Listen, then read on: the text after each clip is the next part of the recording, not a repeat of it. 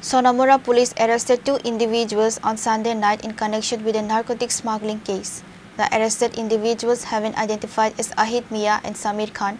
Following their apprehension, both suspects were presented before the court on Monday. Based on the incident, OC Tapas Das stated that on the 15th of September, a raid was conducted at the house of MD Mustafa, a resident of Sonamora, and 102 kg of dried ganja was recovered. The police arrested MD Mustafa in connection with the case. After interrogation, it was revealed that 2 or 3 other persons were involved.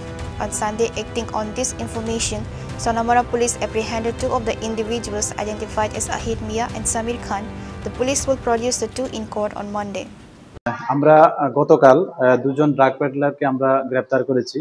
Actually গত September মাসে 15 তারিখ আমরা একটা BSF এর সঙ্গে একটা joint operation করেছিলাম, যেখানে 102 কেজি গাঁজার মতো আমরা উদ্ধার করেছি একজন এমডি মুস্তাফা ওনার কাছ থেকে। তো আমরা ওই দিনেই একটা এনডিপিএস দ্বারায় মামলা নিয়েছিলাম, যেখানে এমডি মুস্তাফা গ্রেপ্তার হয়েছিলেন, যার বাড়ি Kamalnagar কৃষ্ণদুলাতে।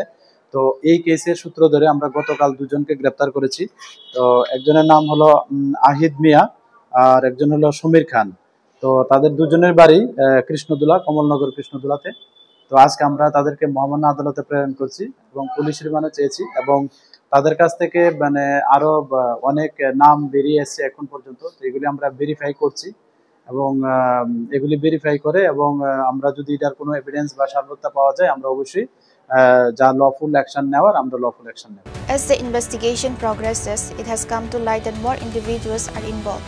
The Sonamora police have launched an operation to find those responsible. Bureau Report, Trinkhora.